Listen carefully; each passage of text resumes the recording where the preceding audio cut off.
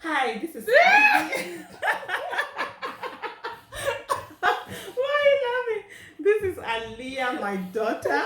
She doesn't like the camera, so it's a rare privilege me getting this, and I said I'm gonna share it, and so we have that permission. So, hi Aliyah, how are you? So awkward. Awkward. Okay. Serious.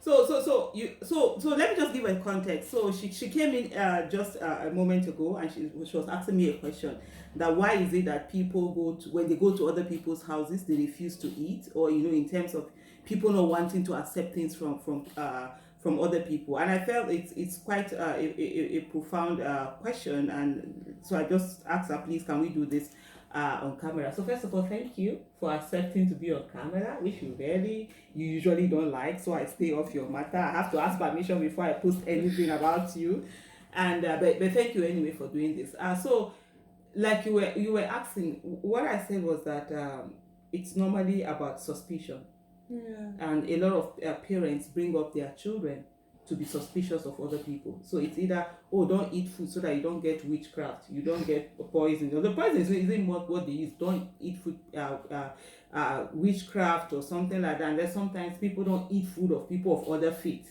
Yeah. You find there are Muslims who don't eat food of Christians. There are Christians who don't eat food of Muslims. And then during Salah, when people share, instead of them to eat it, they would rather go and throw it away. And which I felt was really, it's really absurd. If you don't want to collect somebody's food, have the guts to tell the person, I'm not gonna eat it. But let's hear from your story. Why did you think about this question? Why did it come up to you? Oh no, I was just like scrolling through Instagram, and it's really common because I follow kind of like ethnic pages, and it's like it was like a mom pinching or like their kid or giving them a look, and it's like when I go to like my auntie's house, and like they offer me food, so it's like they're not allowed to eat, or like they get in trouble, or they get like beaten when they go back home, like if they accept the food. It's kind of weird because like that never really used to happen with us. Like, we always used to eat everybody's food. So in other words, is it me that allowed you guys to? But you see, for me, there was a question you asked one time, and uh, I've always said this to you, and I'm saying this now on record. I was deliberate in bringing you and your brother up because there were so Yeah. many things that growing up, I didn't like about the way I grew up, the way I saw adults behaving, and I felt if I have children, I'm not going to allow this. I'm not going to allow that. Uh, uh, uh, how do I put it? Either fear of other people or Mm. disdain, or I just feel we are all human beings and we should just be that way. Do you remember when you asked me if Tolu or Okutolu was Yoruba? Yeah. Now, do you remember the year? No. But I was just like shocked that I didn't know where it was like from. If it was like Yoruba or not. I was just like asking like, is he Yoruba? Because I just didn't know. yeah, so and Uncle Tolu, let me just give that. Uncle Tolu is a family friend. We've been family friends even before they were born, so she knew Uncle Tolu all her life.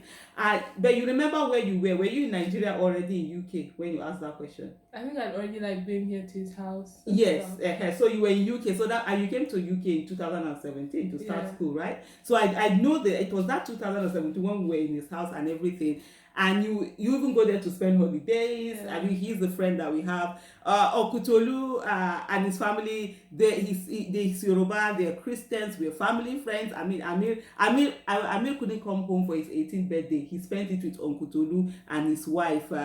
Amina is Southern Kaduna. She's from Southern Kaduna. She's Christian, but we're family. And she was the one that did his 18th birthday. I wasn't the one that did it for him. She did cake for him. She did everything. So this wonderful feeling, I see a lot of people who deny themselves this feeling because they only want to relate to people who are only from their religion. Like, how do you deprive yourself? So for me, it was so sorry when you asked that question because you have known Okutolu all your life.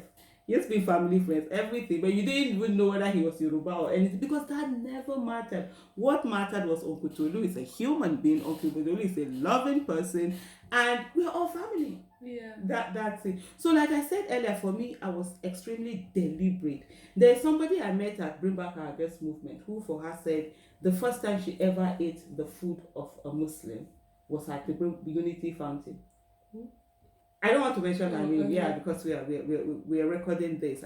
I want her to one day say her story when she told that story at the Unity Fountain, and she never ate because she was brought up not to eat. So, but in Unity Fountain during Salah we bring Yeah. food, Salah food. During Christmas we bring it. But I want you to talk more, especially. Do you remember when you went to spend Christmas with your friend Naomi? Oh All yeah, the we went to like church. No, it was Easter. No, it was Easter. Okay, so the church one is a different story. We're going to talk about that. But this one of the Christmas where I took pictures of you when you one of the Christmas that you spent in her house. Like I just went over to her house to Yeah. like eat and stuff Yes. with Amir. No, you were alone. I dropped you that day Christmas, and Oh. and maybe why you not remember why I'm talking about is that on that day they were fighting on Twitter about Christmas rice. Oh yeah. I People were remember. saying, don't eat Christmas remember. rice, don't eat this and Yeah. that. And then when I picked you guys, I took a picture Oh yeah, I of both of you and everything. And for me, I just feel Naomi. I know Naomi as a best friend, Yeah. and you guys are close. You guys do amazing things together. I know when you did your prom, you were both together. You have those pictures, and the beauty of the relationship that you share. Imagine if you were the daughter of one of those parents that would say, "Oh, don't talk to somebody that is not your religion." Oh my goodness, you will miss someone like that. And also, okay, so talking about your experience at the church, so how was that? Like it was just it wasn't really like we sat down, it was quite long, and we just like watched them do their stuff. And then one time they like left the church because they had to do a walk with like Jesus was holding the cross, and then we just me, Naomi, and her sister Marisha were just sitting there in the church. And then it was really one time was really awkward because we had to like walk up and like kiss the Jesus stuff.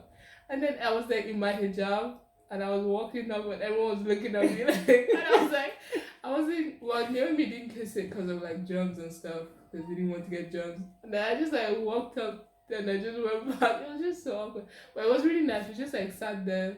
Yeah, and then there was a little boy. I remember that church. I'm gonna give you the whole context of that church experience. There was a little boy that you said who had asked you a question Which one?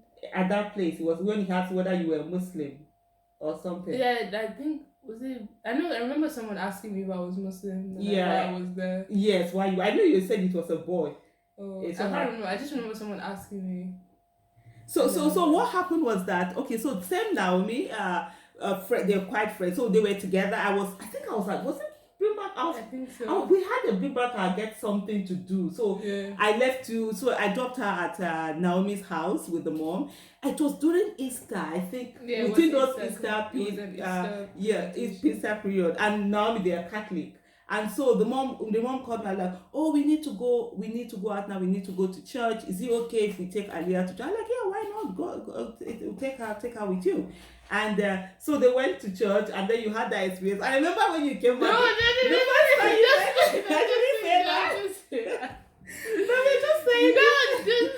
Okay, she said I shouldn't say what she said when she came back. But for me, I just like it's just that openness. I mean, it's not any big deal and whatever. The way people just hold on to certain things. I just feel we should respect everybody's faith, and then what is there? Sometimes a lot of people have a different view. I believe in getting knowledge. I remember one time I said to you guys, mix up with everybody, learn different religion, learn what it is all about, because it helps you're able to understand more of your religion. It's not to just say that, oh, because my parents said this to me, oh, because my parents said that to me, that we should do any other. But what are some of the things? The last time you were saying to me something about African mothers, that anytime you hear people talk about African mothers, that you always feel, oh, but that's not the way. I think it was some weeks ago, and I said to you, no, that's the way a lot of people. It's just because I don't do it, because I was deliberate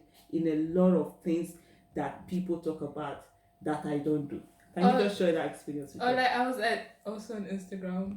I was him all the time, and then I saw like a list of things like African mothers say. Can you move closer so that we can see you in the frame? Or you don't want to be? It's okay. They can see me.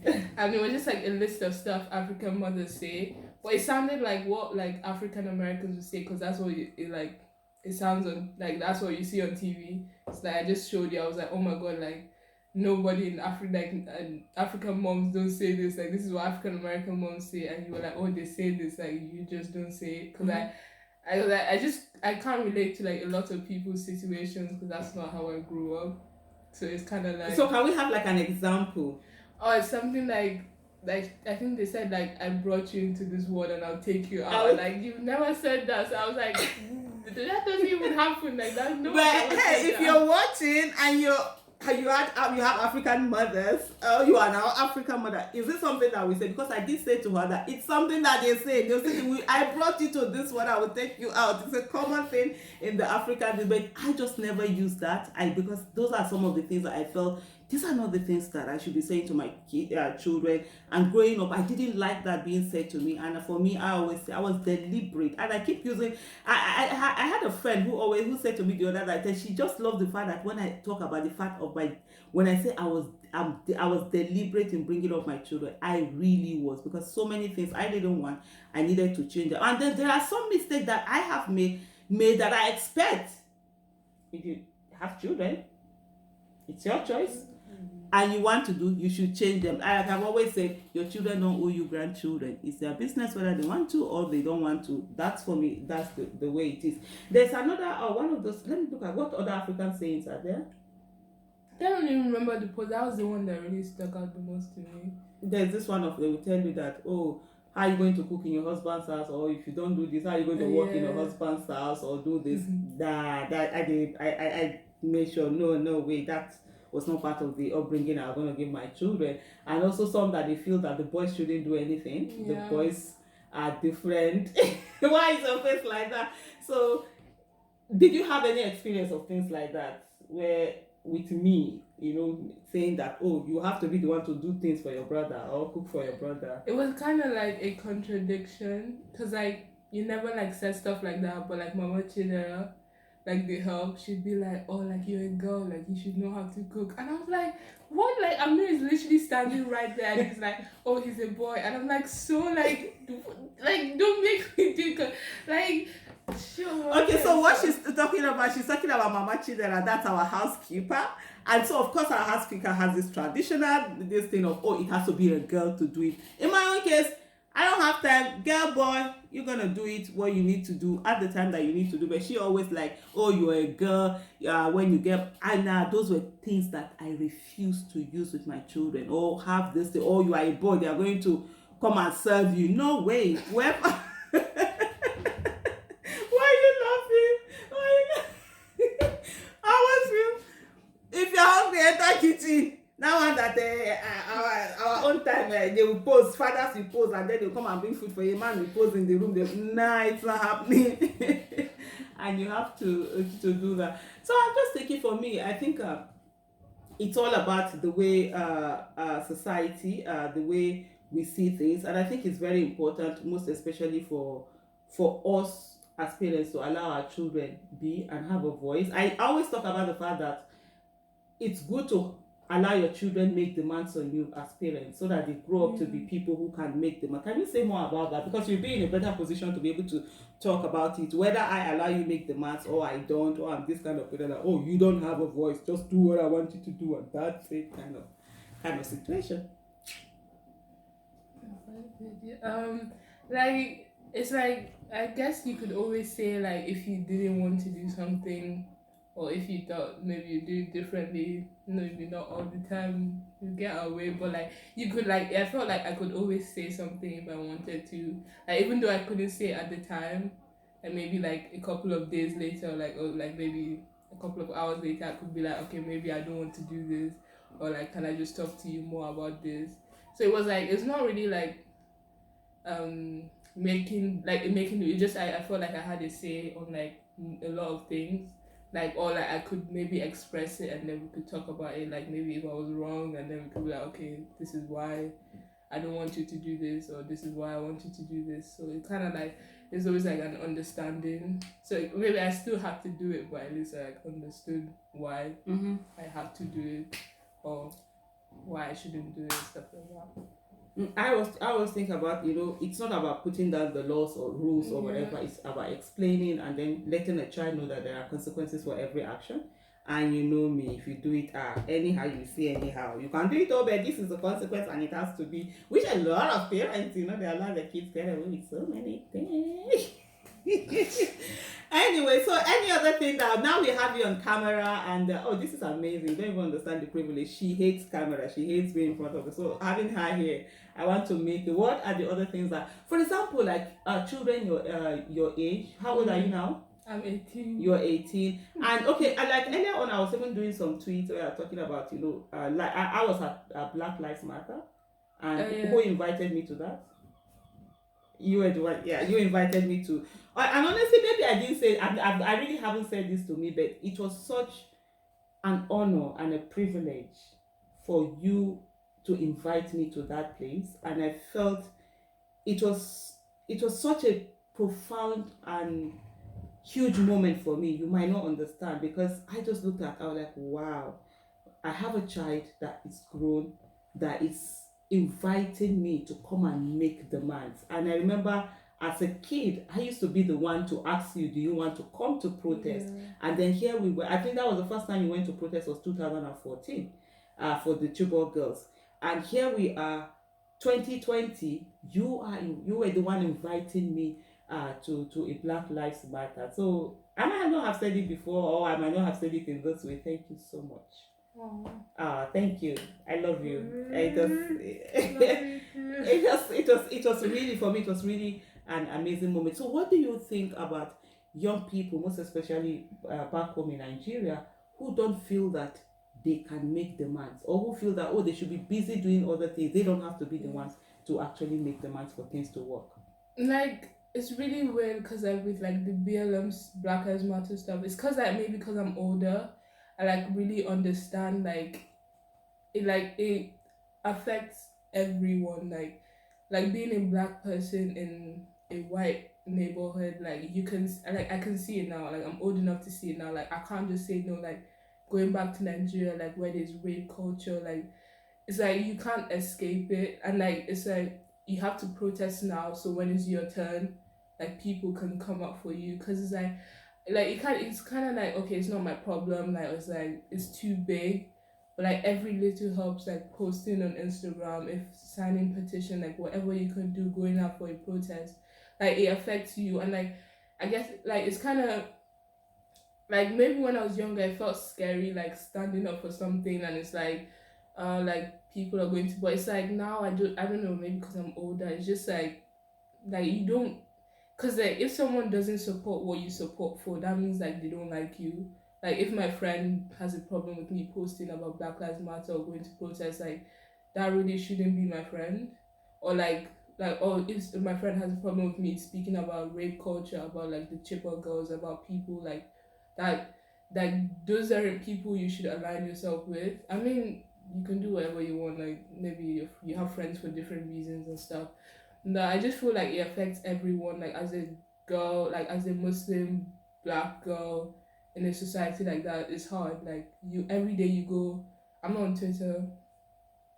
Or every day you go on Twitter, you see stuff about dark skinned girls. You go on Twitter, you see stuff about Muslims. You go on Twitter, you see stuff about girls in general, black people, and it's like I just kind of realized like people had to fight for what we have, so we have to fight for what my cousins have, not my kid, my cousins, what my little cousins have. Like people sacrificed a lot, and like I guess life is way bigger than one person. I mean, you can still enjoy it and still give back, and like it's really good. Like growing up, going to like bring back our girls protest, like really seeing like the passion that people have, like 7 years along, still 6 7 years along, still going to like protest. It's like amazing, like growing up around that. And it's like we just have to say something, because like it affects everyone, like no matter like how rich you are, no matter like even rich women, like rich black people still get affected by racism, by rape, by like assault against women. So you just have to do your part, however big, however small. You just have to say something. Do you know when you're saying you're way old, and I'm thinking, you're still still young. You're still 18. The way But she's compared talking. to like when I was 14. Hey, I love that. Thank you so much, Aliyah. Love you, love you, love you, love you. Okay, that's as much as I know she can give me. Thank you so much. Bye.